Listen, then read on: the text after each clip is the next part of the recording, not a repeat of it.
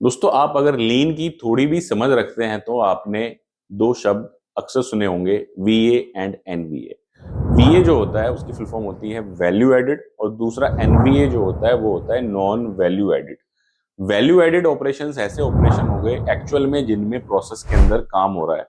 जैसे अगर हम मशीनिंग की बात करें तो जो एक्चुअल में जब टूल मटेरियल को काटता है वो क्या हो गया, एक वैल्यू एडेड ऑपरेशन हो गया कि जिस टाइम जो प्रोडक्ट की शेप है, साइज है, फॉर्म है, वो चेंज हो रही है, वो क्या कहलाएगी, एक वैल्यू एडेड एक्टिविटी।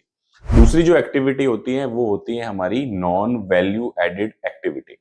जैसे कि आपने कंपोनेंट बना दिया, अब वो अगले मटेरियल, अगले प्रोसेस के लिए किसी दूसरी मशीन पे जा रहा है, लेकिन वो जाने के लिए वहां वेट कर रहा है, पड़ा हुआ है पिछले 6 घंटे से। तो उस दौरान क्या हो रहा है, उस प्रोसेस की कोई कीमत नहीं है, या कह लो आप उसमें प्रोडक्ट में कोई चीज ऐड नहीं हो रही, तो वो नॉन वैल्यू एडेड एक्टिविटी है।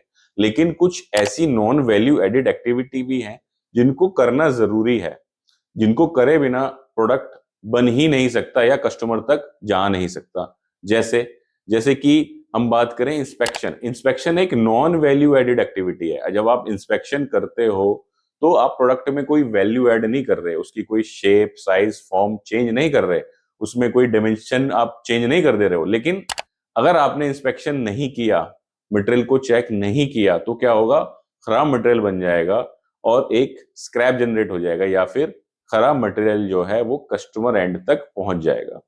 तो ये दोनों के अंदर ये डिफरेंसेस हैं, वैल्यू एडेड और नॉन वैल्यू एडेड।